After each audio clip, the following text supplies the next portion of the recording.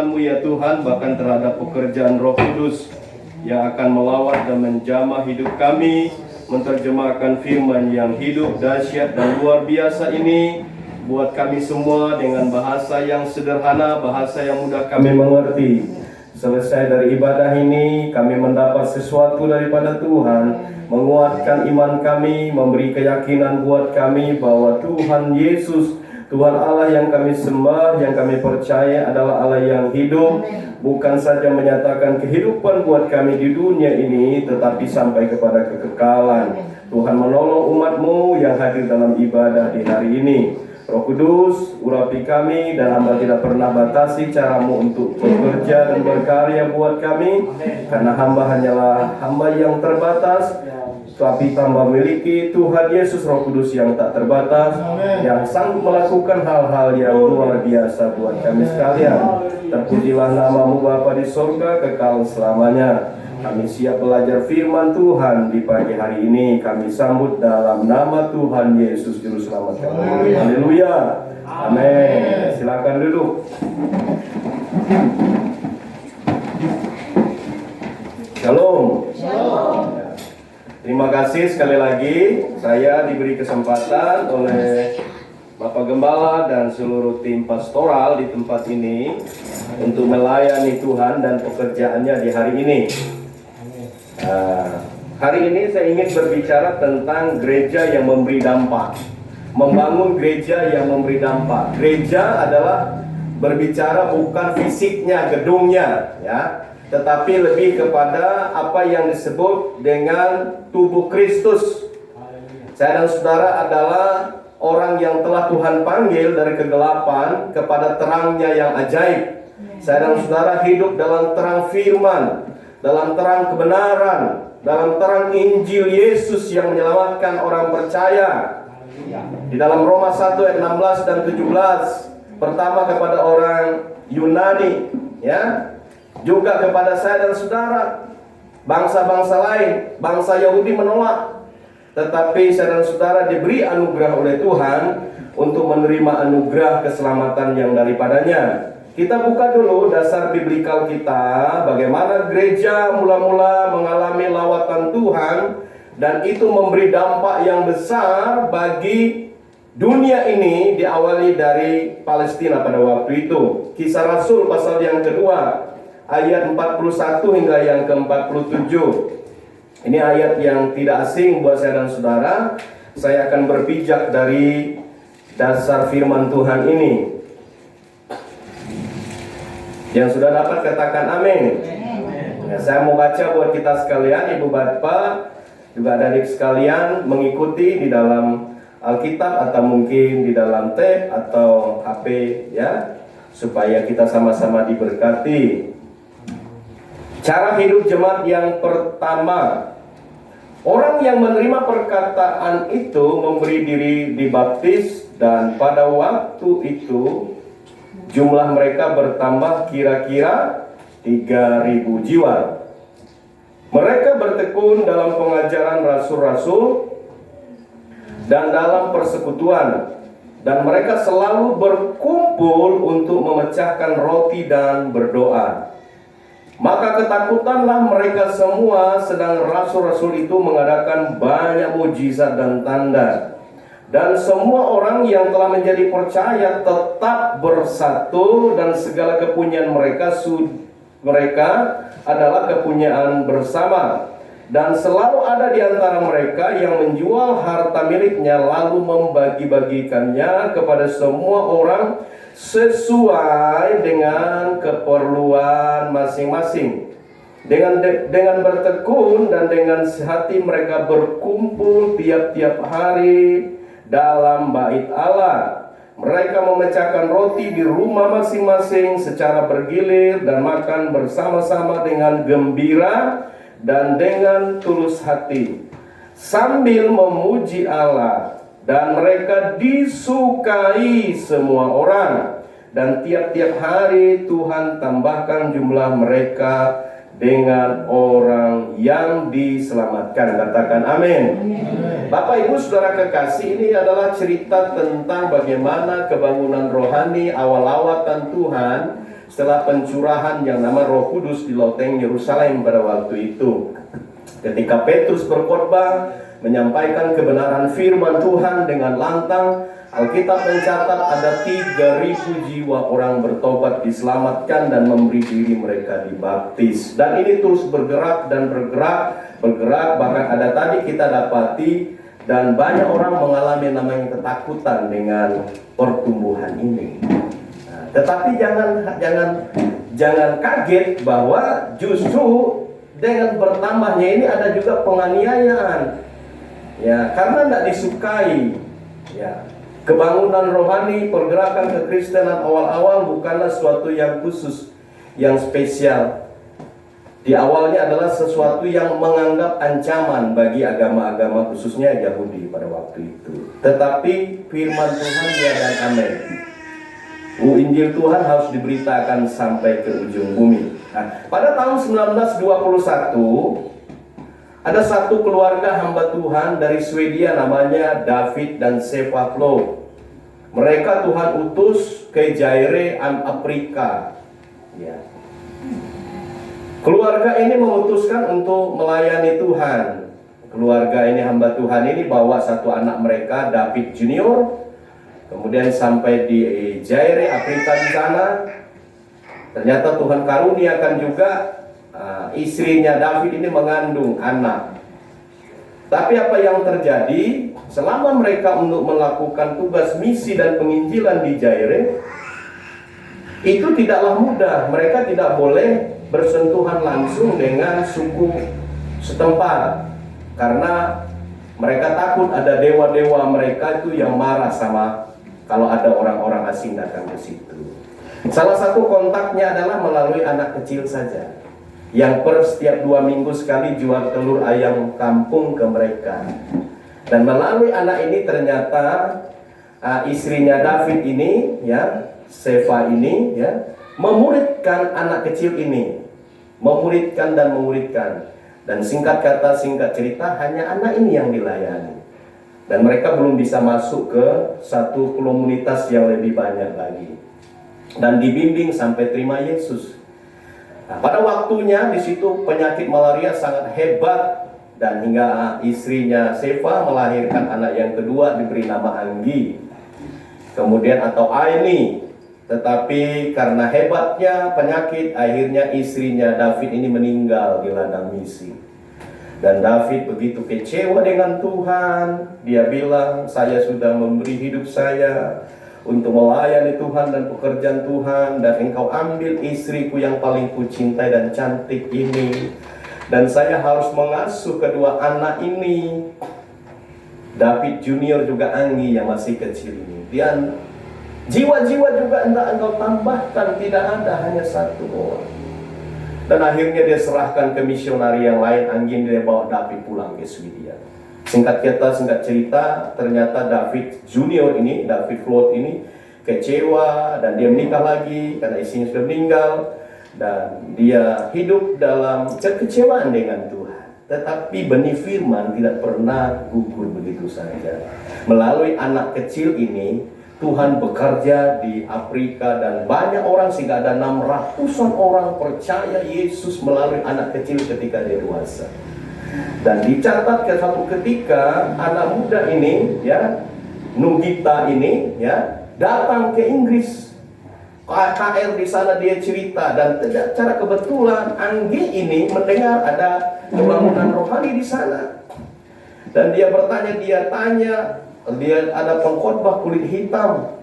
Dan selihat kata dia penasaran karena dia cerita ada misionari yang datang buat menceritakan Injil di negeri mereka pada waktu itu. Dan dia tanya, adakah yang tahu? Ketika selesai khotbah, dia datang dan ketemu. Dia bilang, sayalah Aini itu, atau Anggi yang Pak Pendeta ceritakan. Dia langsung peluk itu anak, dia menangis. Dia bilang, terima kasih, mama papamu membimbing saya kepada Yesus. Dan hari ini dia bilang ada 600-an orang diselamatkan. Bahkan ada 110 pos PI, ya, yang ada di sana. Ada 110 orang Kristen yang bertobat terima Yesus. Kemudian ada 32 pos PI dan 1 sekolah Alkitab. dan ada satu rumah sakit dengan kapasitas 120 tempat tidur. Bayangkan Tuhan pakai anak kecil ini. Melalui siapa? Melalui satu keluarga hamba Tuhan. Dan dia bersuka cita, dan kabar baik ini dia sampaikan kepada ayahnya David Junior tadi. Dan ketika sampai pertama, bapaknya merasa apa? Adem-adem ayam, orang Jawa bilang. Tenang-tenang, pokoknya tidak ada gairah lagi.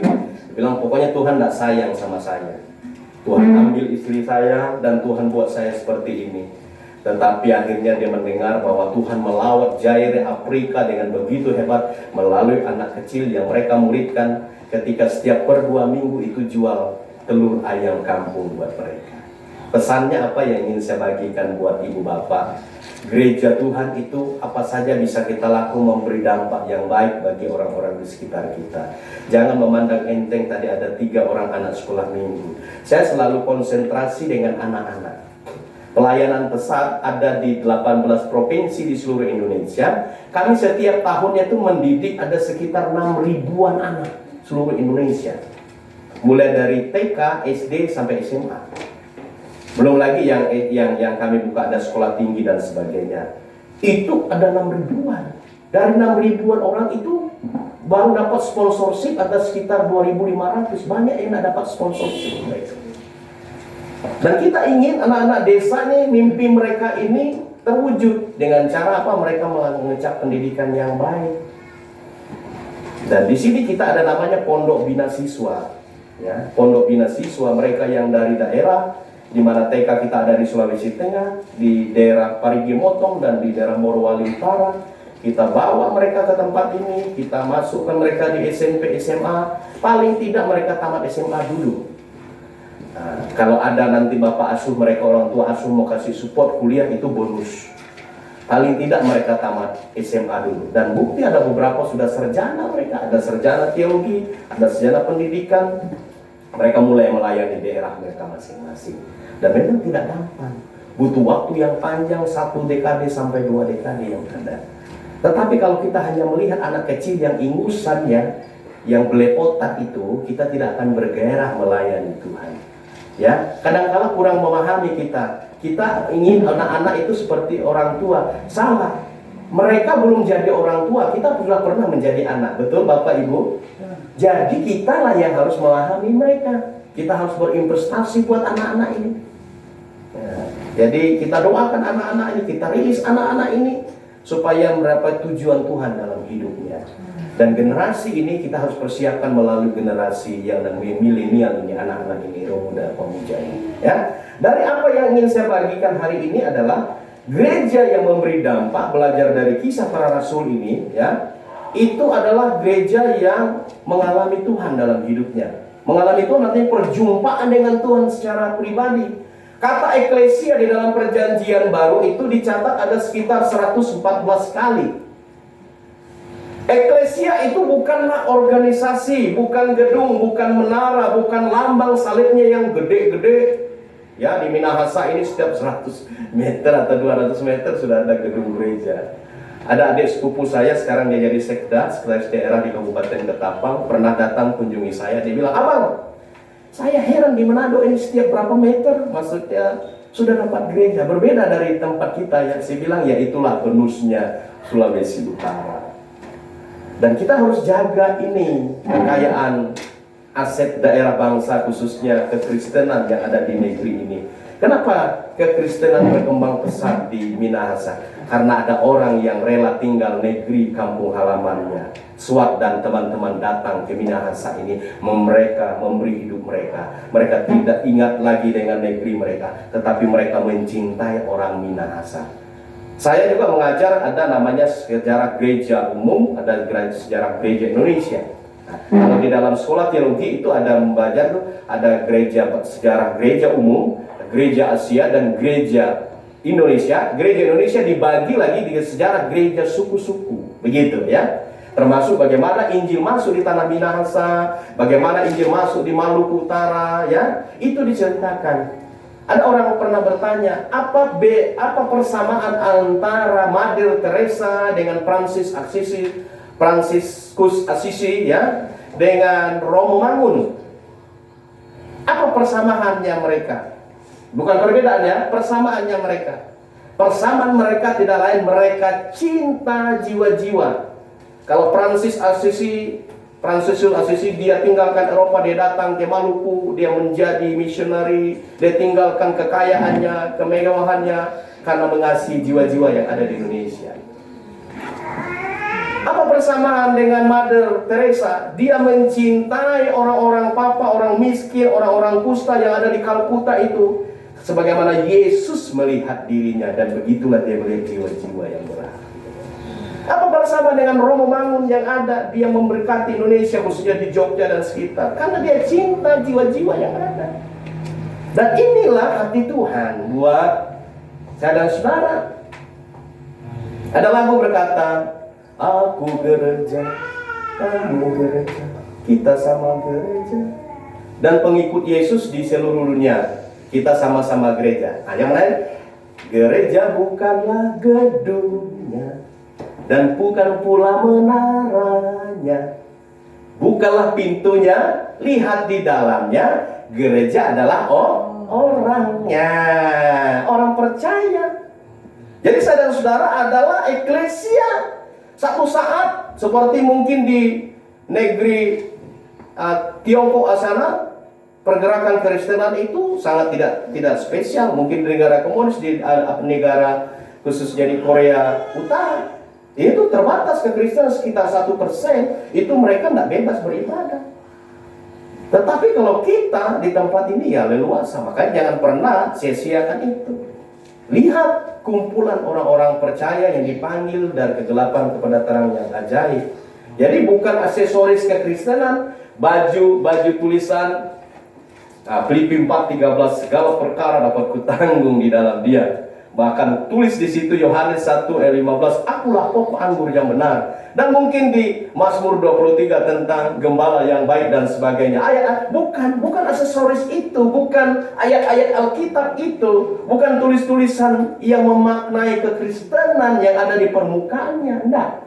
Tetapi berbicara tentang gereja adalah orang percaya, orang yang sudah dipisahkan. Bapak Ibu yang ada ibadah tempat adalah kita yang dipisahkan. Karena ada banyak juga saudara-saudara kita yang belum merespon seperti kita. Hari Minggu lebih enak sedap tidur, tak sonok gagah-gagah ya. Kesempatan untuk bangun siang dan sebagainya. Bahkan tidak sedikit menggunakan hari Minggu adalah untuk kegiatan-kegiatan yang kurang bermakna dan bermanfaat. Ya. Kesempatan untuk cari kelompok-kelompok sabung ayam.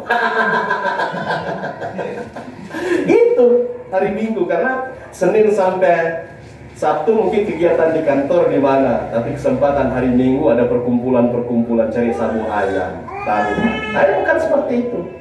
Eklesia seringkali menunjuk kepada satu kelompok atau komunitas orang Kristen yang tinggal dan aktif berbakti di suatu tempat tertentu. Salah satunya GKMI Maranatha Gloria yang ada di tempat ini. Ya, ini komunitas kita.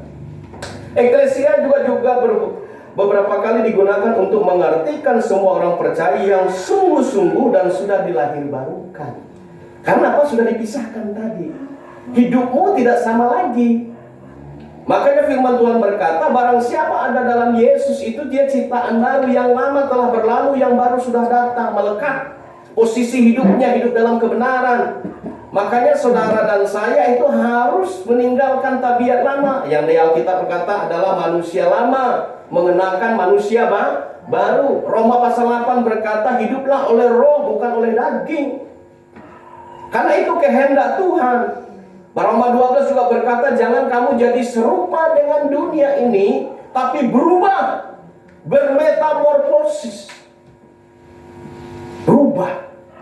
Berubah dalam pengertian bukan gayamu kamu ubah. Gitu boleh juga karena model saat sekarang ini. Dulu kita jarang lihat orang rambut pirang dan sebagainya, sekarang ini hal-hal yang biasa. Kan begitu. Nah, jadi tidak masalah juga. Tetapi itu bukan satu yang esensi.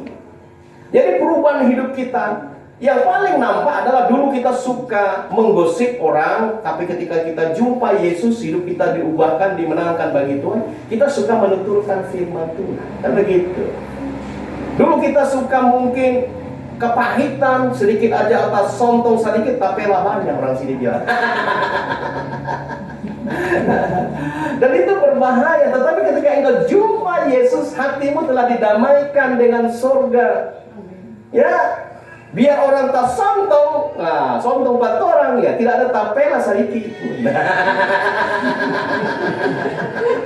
Ya toh, karena hatinya sudah diubahkan. Itu.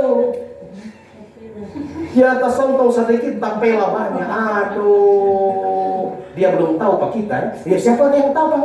Nggak pernah cerita kok. Aduh, ini repot ini. Mesti mengalami Tuhan dalam hidupnya. Kalau omongan-omongan begitu tuh manusia lama itu. Tuhan bilang itu. Makanya pernah saya sampaikan beberapa waktu lalu, kata terjemahan tentang kalau ada tampar pipi kanan kasih pipi kiri, itu terjemahannya itu kalau kamu dipukul orang kasih rahang kiri kasih rahang kanan, itu pukulan yang mematikan. Saya kan suka nonton tinju. Jadi kalau orang kena dipukul di rahangnya pasti KO, jatuh di situ. Itu maksudnya. Pengertiannya dalam terjemahan untuk menerjemahkan pola hidup ini, ya, dalam bermasyarakat berjemaat adalah kalau ada orang menganiaya kamu, ya, menganiaya kamu, ya, berkati keluarganya, jangan menganiaya ulang. Bahkan kalau ada orang menganiaya sampai keluarga kita mati, pelihara keluarganya, gitu loh maksudnya. Wah, enggak gampang Pak.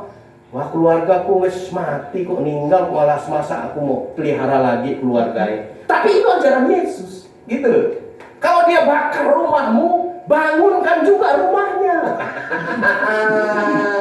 Asik. Selain bangun rumah orang, bangun juga rumah yang kasih bakar. Itu loh maksudnya. Nggak gampang kan? Artinya hatimu seperti itu. Mengampuni, memaafkan, menerima orang. Bayangkan. Makanya Alkitab berkata, kalau ada orang minta bajumu, kasih jubahmu. Yang terbaik. Ya, ajak jalan 1 mil, ayo kita jalan 10 mil. Begitu. Engkau selalu yang terkedepan, bukan yang mahal. Yang mahal selalu di depan. Jadi artinya karena engkau ngerti kebenaran. Ini prinsip, ya, prinsip dasar yang harus kita memahami. Suatu ketika Yesus pernah tanya sama murid-muridnya dalam Matius pasal 16 ayat 16 sampai 18. Kata orang, siapa aku? Dia bilang gitu kan. Ada yang jawab, engkau adalah Elia, Yohanes, kemudian Yeremia. Ada yang ngomong, salah satu dari para nabi. Nah, sekarang ini kan pendapat orang. Yesus bilang begini, tapi menurut kamu siapa aku? Ini menarik ini. Petrus dengan lantang dia berkata, engkau adalah Mesias, anak Allah yang hidup. Wah, Tuhan langsung bilang, ya, berbahagialah engkau Petrus, karena di atas batu karang ini aku akan mendirikan gerejaku. Disitulah awal pertama kali kata eklesia muncul dalam perjanjian baru. Di atas batu karang adalah Kristus sendiri. Gereja yang memberi dampak, dasarnya harus di atas dasar Kristus, bukan dasar yang lain. Bukan dasar perpecahan, bukan dasar perselisihan, bukan asal dendam, iri hati, dengki kepada orang lain. Nah, mungkin kita pernah mengalami peristiwa-peristiwa yang tidak enak kita alami, tetapi sebagai murid Yesus yang telah mengalami Kristus, lepaskan blessing pada orang. Ya, lepaskan berkat buat mereka. Tadi salah satunya, kalau mereka minta baju, kasih jubahmu yang baik. Haleluya. Mereka cuma minta slop, kasih capatu. Dahsyat men. Dia cuma minta ikan garam, mau dikasih bakso pada dia.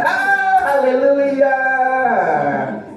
Minta super mie, kasih ikan ragi dan sebagainya. Itu tetap menunjukkan kebaikan Yesus yang ada dalam diri kita. Aduh Pak, tidak gampang. Memang tidak gampang. Makanya Yesus sendiri, dan ini berita tentang salib. Saya selalu berbicara, jangan teologi kemakmuran dikedepankan, tidak. Salib, pemberitaan salib itu harus diutamakan. Itu kan salib. Nggak enak ya mengikut Yesus, murid Yesus. Memang nggak enak. Tetapi engkau akan mendapat sesuatu yang tidak dapat diambil daripada dirimu. Tuhan telah sediakan rewardnya. Jangan cari pujian dari Pak Gembala, dari pelayan, dari hamba-hamba Tuhan. Cari pujian dan reward dari Allah Bapa di surga.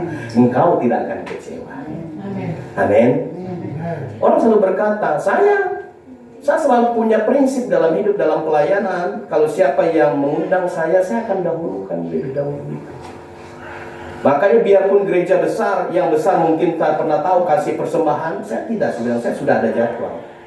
Saya tidak akan cancel begitu. Karena itu motifnya tidak selalu uang. Ada teman-teman saya bilang, aduh kamu mungkin takut undang saya nih, atau kamu mungkin saya pengajarannya nyeleneh, atau mungkin karena pikir saya ini nuntut PK kamu.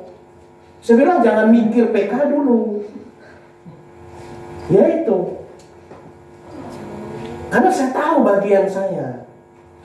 Bagian Tuhan akan menolong buat kita sekalian.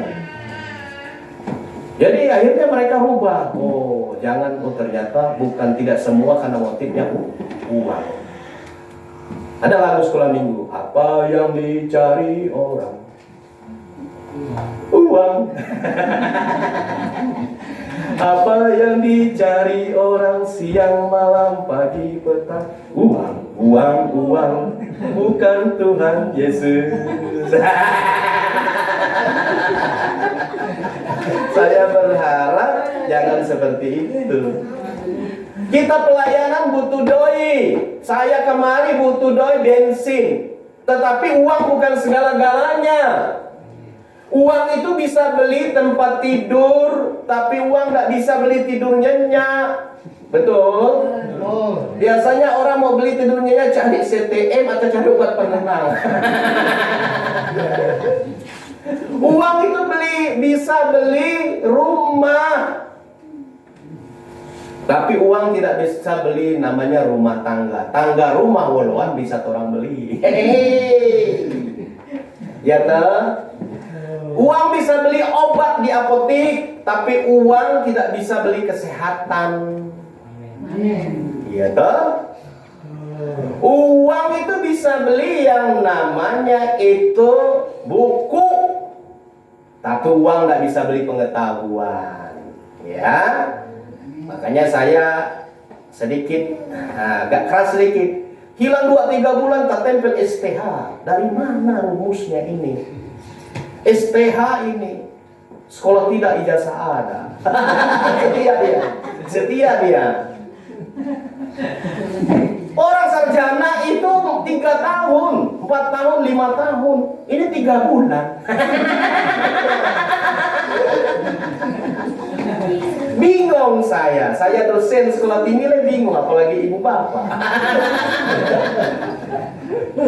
Hasilnya belajar urutan kitab Kejadian sampai Wahyu, sebut kitab PL berapa jumlah PBL, bingung, nggak tahu saya. Tapi STH segala tipu ada.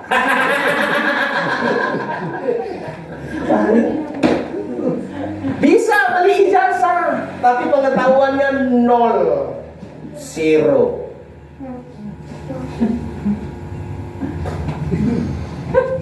Ya, hati-hati. Saya bukan anti gelar, ya. Tapi kalau kau bisa pertanggungan itu tidak masalah, biar. Tapi ingat, persembahkanlah tubuhmu sebagai persembahan yang hidup, kudus, berkenan kepada Allah. Itu ibadah sejati, termasuk gelarmu itu. Dengan cara-cara tidak layak, masa kita bisa persembahkan yang baik buat Tuhan? Nah, tuh. Aduh, ruci namanya. Kalau kita pendeta saja masalah gelar kita ruci, apalagi kita ngomong dengan jemaat. Ya paling tahu kan jemaat tuh. Ibu bapak tahu saya. Kapan Pak Yunus ini kuliah kok tiba-tiba pulang siang malam kok? So ST apakah mungkin dari mana? Tak tahu kapan dia wisuda ini. Tapi ngomong di luar sana, tak bimbing gitu. Uang itu bisa beli kertas tadi, ijazah, pengetahuan, tapi Pengetahuannya Anda bisa dapat. Ya, kertas ijazah bisa beli. Tuh, hati-hati. Oleh karena itu uang juga bisa beli yang namanya darah di palang merah. Ya toh? Tapi uang tidak bisa beli kehidupan. Saya cukup saja sudah nanti cerita-cerita tentang uang karena saya topiknya begitu ya.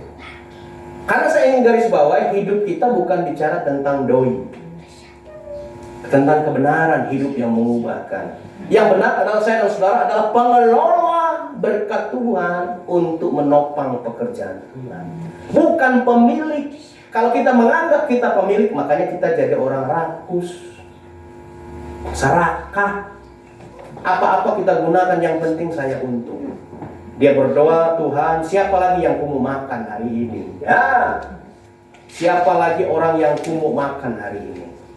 Kalau kita orang beriman, orang benar, Tuhan, aku bersyukur untuk apa yang Kau telah beri padaku hari ini, untuk apa yang ku makan, minum, pakai hari ini. Tapi kalau orang serakah tadi, siapa lagi yang kumu makan ya? Dia sudah ikut antri, siapa itu? Bahaya ini. Kalau dapat hamba Tuhan pendeta begitu berdosa, tinggalkan saja dia. Ya. Jadi ingat, lembaga Kristen suatu saat bisa ditutup, gereja bisa tidak boleh beroperasi karena daerah-daerah sulit. Tetapi eklesia saya dan saudara yang telah mengalami Tuhan dalam hidup ini tidak bisa diubah. Karena hidupmu dibangun di atas dasar batu karang yang kokoh. Oleh karena itu, saya ingin berbicara tentang poin ini. Ciri-ciri gereja yang memberi dampak tadi. Berdasarkan Kisah Para Rasul pasal yang kedua, ayat 44 sampai 47. Yang pertama itu ada pertumbuhan secara kualitas dan kuantitas. Nah, jumlah dan mutunya.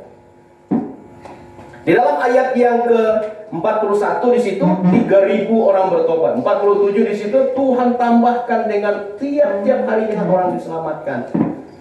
Jumlahnya bertambah, tapi kualitas iman jemaat juga bertumbuh dengan baik. Tidak mudah diombang-ambingkan dengan ajaran-ajaran palsu, dengan ajaran-ajaran yang tidak sehat tadi. Ada pertumbuhan, ada pertambahan kualitas dan kuantitas yang seimbang dan sehat tentunya. Yang kedua itu umat Tuhan, indikatornya gereja yang memberi dampak di situ adalah mereka selalu bertekun dalam pengajaran. Nah, 42 perhatikan di situ. Mereka bertekun dalam pengajaran rasul. Ayat 46 juga dijelaskan, dengan bertekun dan sehati mereka berkumpul tiap-tiap hari dalam bait Allah. Hal yang kedua, tekun.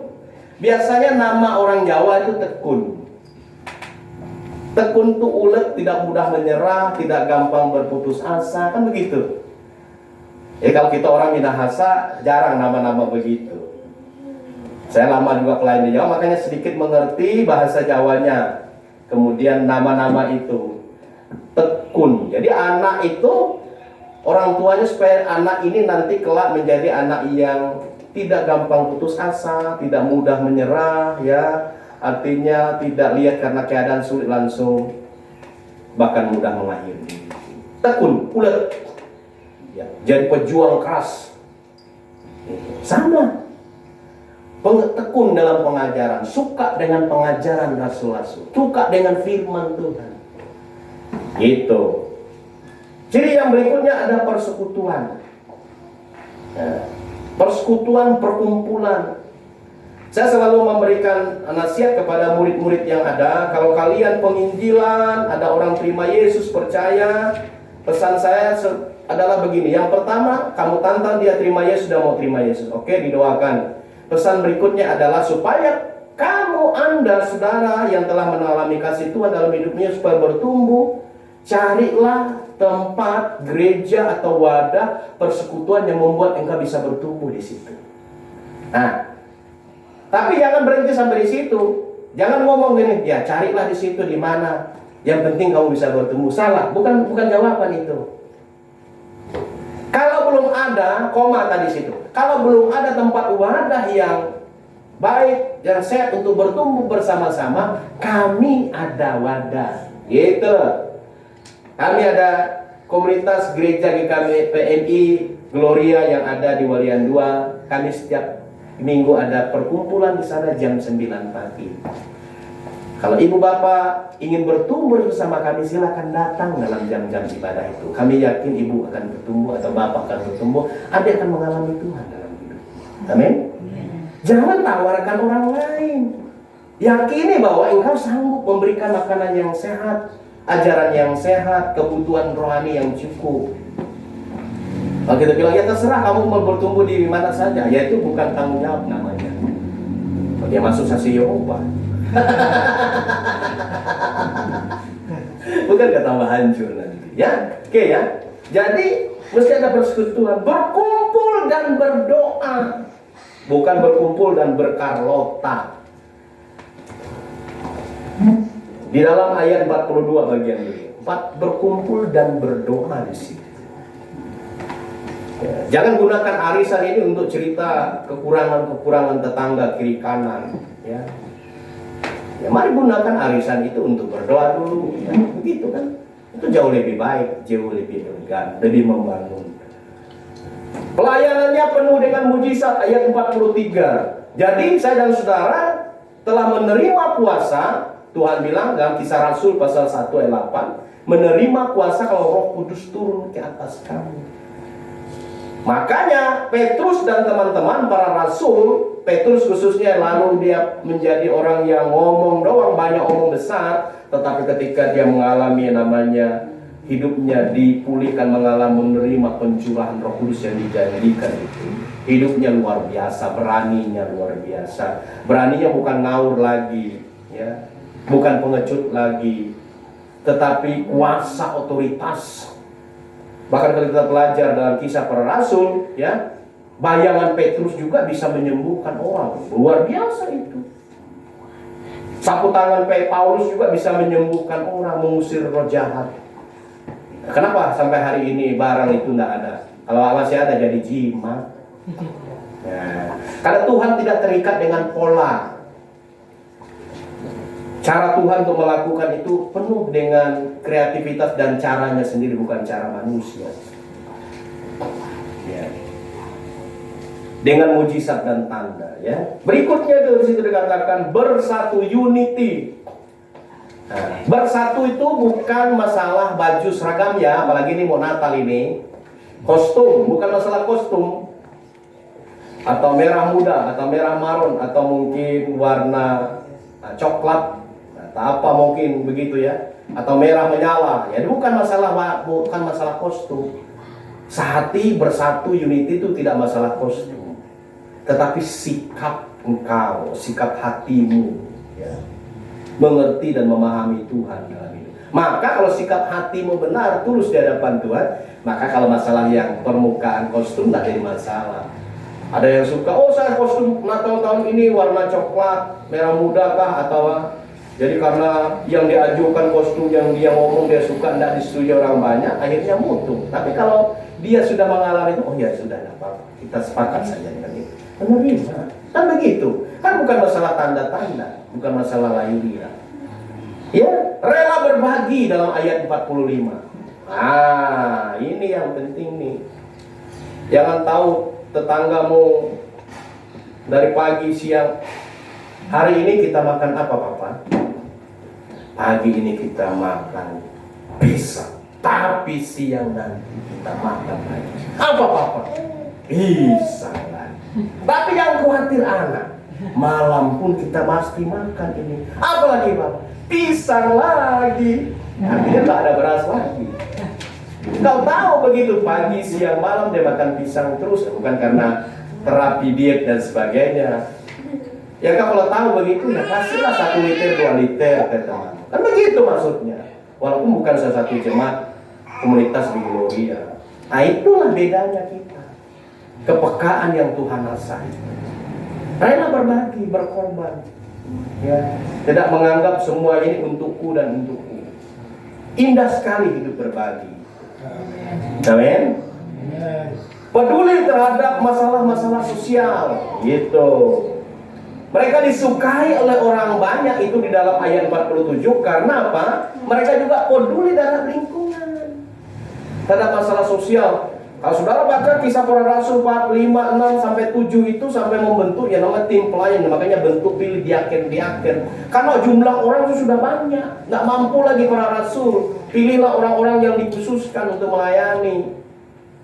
Ya, karena mereka peduli terhadap masalah-masalah bukan di gereja.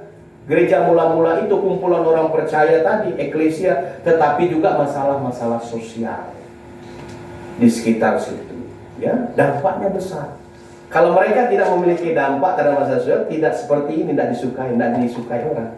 Kalau cuma orang eksklusif saja, pokoknya hanya orang saja. Pokoknya hanya orang saja. Kok orang lain apa dah? Kok tong terus bang ya? Tongnya terlalu besar. Kok kosong lagi? Hati-hati ya. Enak bener itu ya. Peduli terhadap bersehati dalam ayat 46. Ya, kesepakatan, kebersamaan, ada satu hati, satu tujuan untuk memenangkan jiwa bagi Tuhan. Ya, bagi Kristus. Ya. Bawa orang itu untuk mengenal Tuhan dalam hidup. Jumpa dengan Yesus. Saya selalu berkata bahwa setiap orang yang hidupnya berjumpa dengan Yesus, hidupnya pasti berubah ke arah yang benar. Saya ambil satu contoh di dalam Yohanes pasal 4. Ada satu kisah di situ, Yesus berjumpa dengan seorang perempuan yang siang-siang bolong cari air, ambil air di sumur Parigi. Ya, di kota Sikar itu. Ternyata cek per cek, pertanyaannya, kalau kita analisa, orang biasa ambil air adalah yang paling lumrah pagi hari dan sore hari.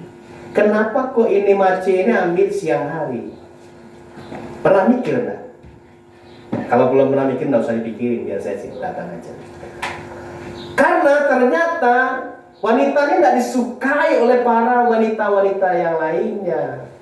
Kalau saya terjemahkan dalam bahasa sekarang, jangan-jangan kita pipa itu dia ganti ulang ini dengan piu-piungnya nanti. Ya, jadi pelakor ke apa dan sebagainya. Istilah pelakor belum muncul. Nah, jadi ternyata istilah pelakor pun sudah ada dalam Alkitab, diawali oleh wanita ini. Ya, siang hari cari air. Singkat kata Yesus bilang, kasih aku air. Tapi Yesus bilang, tapi kalau kamu ambil air situ, kamu akan haus lagi akan datang. Tapi kalau kamu minum air yang kukasih, kamu tidak haus lagi. Oh, dia tertarik. Oh, ini sedap ini. Ini ada antua di sana mau bilang supaya kita tidak datang kemari nih. Tapi Yesus bilang, panggillah suamimu. Gitu kan? Panggillah suamimu lebih dahulu. Dia bilang, ya. Aku tidak bersuami. Betul apa yang Anda bilang. Sebab yang sekarang pun bukan suamimu, dia kakak. Rupanya sudah 5 suami, sekarang selingkuh lagi. Lepas jumpa Yesus, dia bilang panggil dulu. Betul, yang kamu tidak bilang kamu tidak bersuami. Karena sekarang pun bukan suamimu. Yang keenam ini, wah, dia langsung bingung. Singkat kata, singkat cerita, akhirnya dia tertarik. Akhirnya dia tinggalkan air tampayan, dia melari ke Sikar. Dia bilang, ngoni. Nah, dia berani. Ada orang yang kasih tahu siapa aku di sana, karena tidak pernah ketemu. Dibilang kamu sekarang punya 5 suami, sekarang selingkuh lagi. Dia kan Mesias itu, dia nanti. Diundang. Wah, hidupnya berani dia cerita. Dan orang Sikar rupanya lihat perubahannya di situ, tertarik. Kalau gitu kita panggil dia pergi. Undang Yesus 2 hari situ. Nah, per orang yang menariknya adalah dampaknya di sini. Dia bilang, lalu kami dengar dari apa Ngana bilang. Tapi hari ini kami telah dengar dari dia. Dia juru selamat. Dialah yang dijanjikan itu. Dari mana berita kabar baik itu orang kota Sikar dengar? Dari perempuan yang tidak benar ini. Setelah dia mengalami itu, sehingga orang bilang, memang dulu kami dengar dari engkau, tapi kami berjumpa dengan dia ini.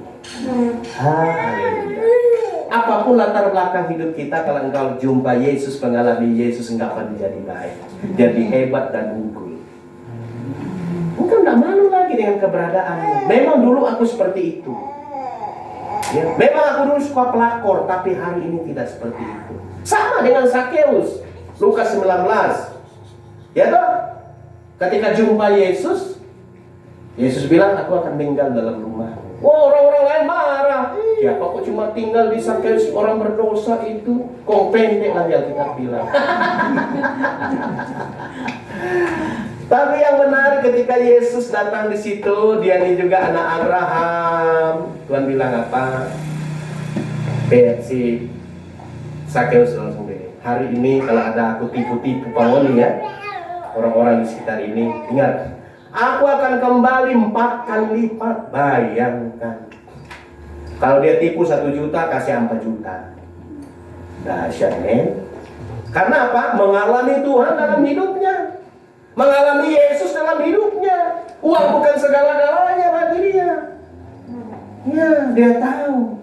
Nah, inilah yang menjadi ciri khas hidup kita. Sehati. Kemudian membangun kebersamaan, ayat 46. Kebersamaan itu harus dibangun. Makanya setiap hari ada orang yang menjual, ya, dan dibagi sesuai dengan keperluannya, bukan keinginannya. Dia hati-hati. Beda enggak?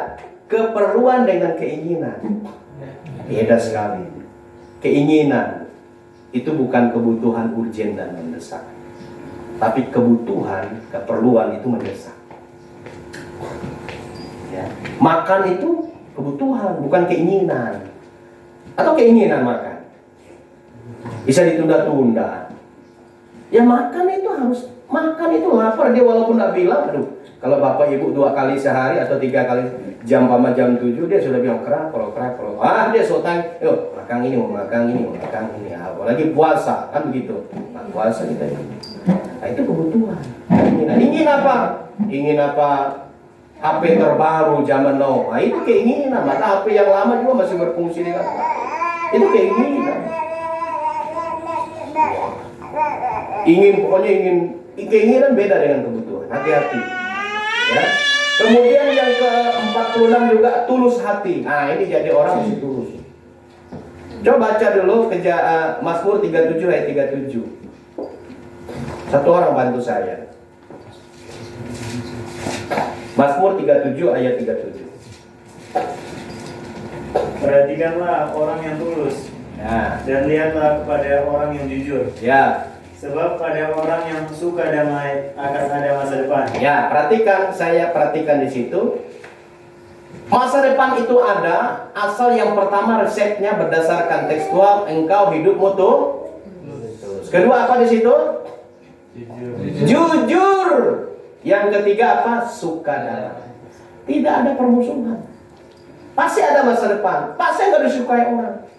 Tapi kalau kita ruci, titip uang bisa kurang, titip pesan bisa lebih. Omongan itu loh. Contohnya, nanti sore kita minum kopi ya di rumah Pak Yuda, Pak Pegembala. Nanti sore, dia bilang, nanti cerita, padahal nanti sore minum kopi. Minum kopi nih. Paling kan minum kopi, kalau paling plus-plusnya ada mungkin bisa boleh. Cerita lagi, nanti sore kita makan malam di rumah Pak Yuda. Baik. Oh, datang ke sana. Ujung jam-jam. Katanya cuma kok makan malam, kok bilang makan malam, kok cuma minum kopi. Bahaya ini. Makanya pastikan pesannya bener. Padahal pesannya Pak Gembala minum kopi, tapi cerita sama jemaat yang tidak hadir makan malam. Astaga naga. Ini testanya masih diketok dulu ini. Kasih lebih-lebih ini. Ini tidak jujur ini. Persediaan cuma minum kopi kok enak makan malam. Itu. Syukur-syukur kalau dia bawa nasi sendiri, kan begitu. Ini harap-harap, ya salah. Itu pesan bisa lebih dari di situ.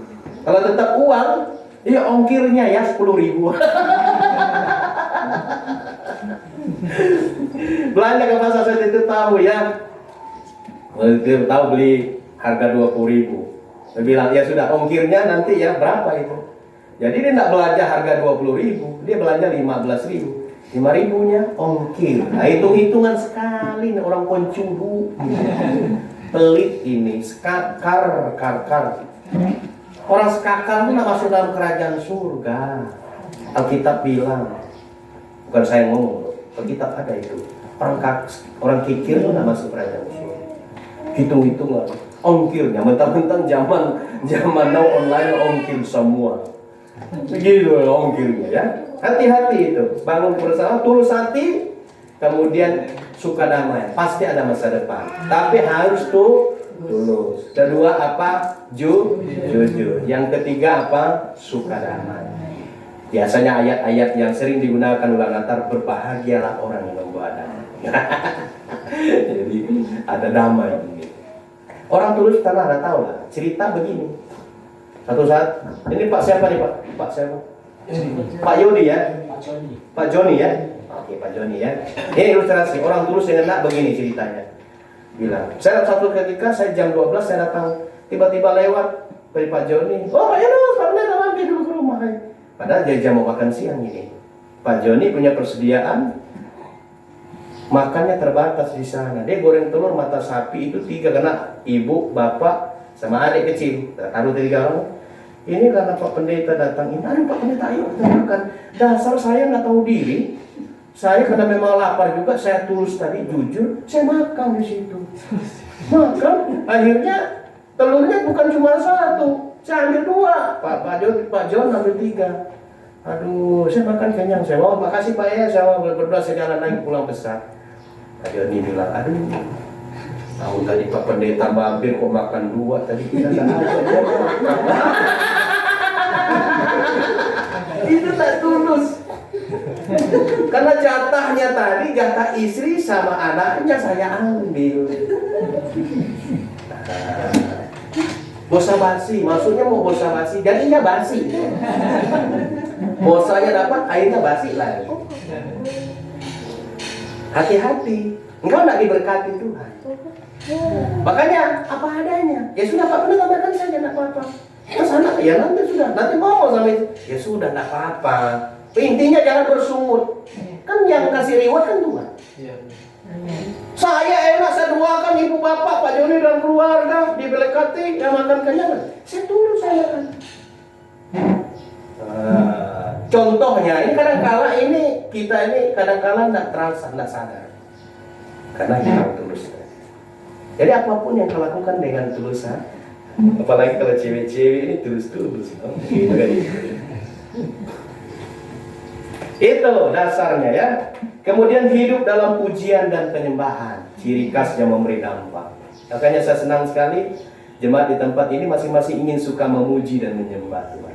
Dedikasikan segala talenta karunia yang ibu bapak punya untuk menyembah Bapa Sorgawi. Pujian, penyembahan, pengagungan. Tidak apa-apa, mungkin karena pemain musik kita kadang-kala kurang sinkron ya karena keterbatasan. Tapi kita berdoa supaya Tuhan kirim juga ada keharmonian, kan begitu. Tapi dedikasikan. Ada orang bilang begini, aduh ibu bapak saya ingin memuji Tuhan, tapi jangan dengar suara saya kurang bagus ya. Loh, memangnya kita ini budek tuli. Kalau begitu pas dia nyanyi tong keluar semua. Nanti selesai dia menyanyi baru kita masuk. Mau begitu? Enggak kan? Salah. Maksudnya mau merendah, maksudnya kata rendah hati lah begitu tuh. Jangan dengar suara saya ya kurang begitu pandai dalam menyanyi. Kalau gitu saya dengar, tidak usah dengar, tong keluar semua. Kadang-kala kita ngomong ini maksudnya bagus, tapi kadang-kala tidak sesuai konteksnya. Kalau orang keluar semua pas orang menyanyi karena dia ngomong tadi jangan dengar suara saya ya karena saya suaranya tidak bagus. Tong keluar semua malah tersinggung termasuk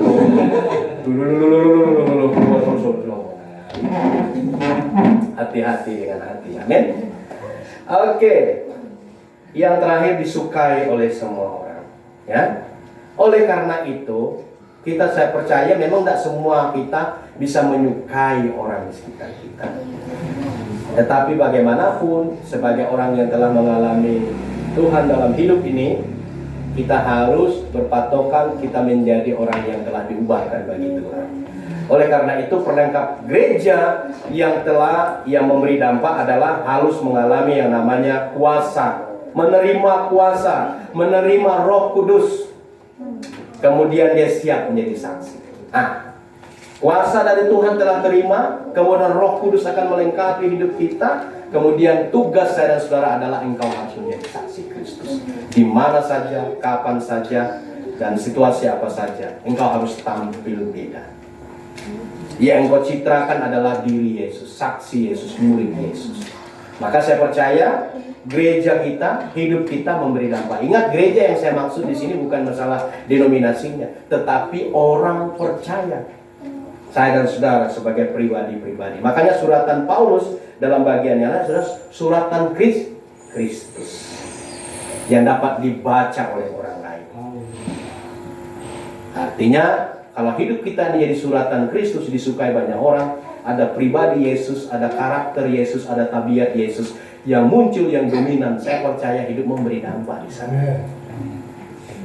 Kembangkan masalah ketulusan, kejujuran, kedamaian, itu harus menjadi gaya hidup kita. Jangan menjadi pribadi yang suka yang namanya tersinggung, tersungging tadi yang saya bilang. Tak sontong sedikit, tapelah banyak, rugi. Tak bisa begitu. Nah, kalau memang ada di antara ibu bapak yang masih kepahitan hari ini, saya akan panggil temanku yang pelayanan inner healing. Nah, biar kita doakan.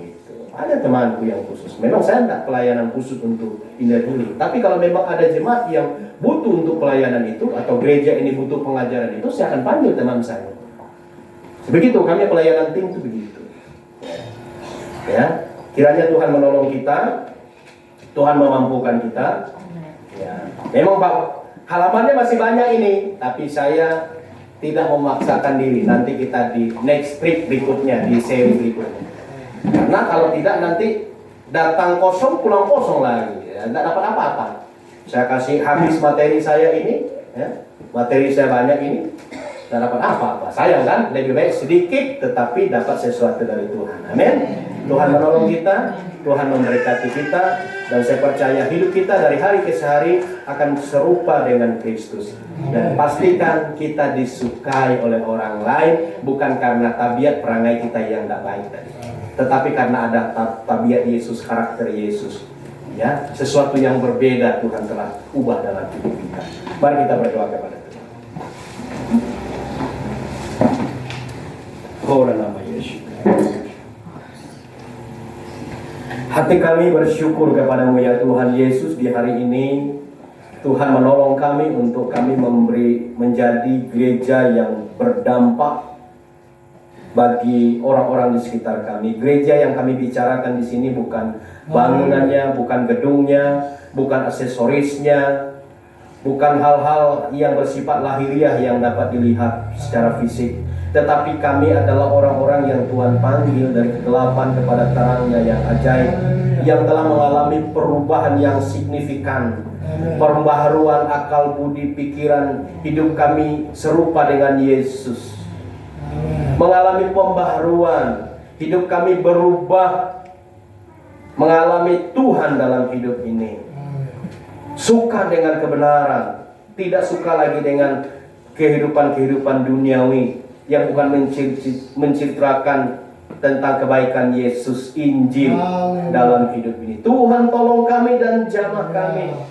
Jika ada bagian-bagian parsel-parsel dalam kehidupan kami yang kadangkala masih dominan, entah kesombongan, kemarahan, kedengkian, dendam, iri hati, bahkan kepahitan, Tuhan tolong kami, ubah kami, jamah kami, ubah hidup kami, bentuk kami seperti yang Kau kehendaki. Dalam nama Tuhan Yesus, kami ingin serupa dengan Yesus sendiri, tidak serupa dengan dunia ini. Kami berani berkata ya terhadap kebenaran dan tidak terhadap dosa, apapun pilihannya. Oleh karena itu Tuhan menolong kami semua umat Tuhan yang hadir dalam ibadah hari ini.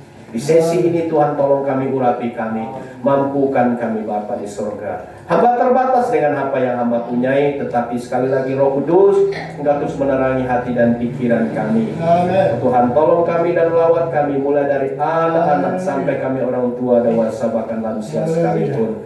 Dan Tuhan memberkati ibadah ini, memberkati pelayanan di tempat ini. Dan kami terus berdoa supaya banyak orang juga mengalami dan berjumpa dengan Yesus yang adalah sumber kasih, yang adalah sumber kebenaran, yang adalah sumber mujizat, yang melakukan yang hebat luar biasa dalam hidup kami. Kami menjadi garam, kami menjadi terang dunia yang bercahaya dimanapun kami pergi dan melangkah. Karena itulah yang Allah kehendaki bagi kami yang ada ini. Terpuji-puji nama-Mu ya Tuhan kekal selamanya. Dalam nama Tuhan Yesus Juru Selamat kami hidup, kami berdoa bersyukur. Haleluya. Amin. Shalom. Terberkati.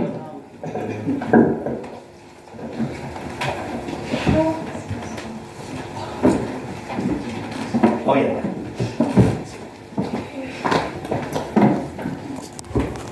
Puji nama Tuhan, kita telah diberkati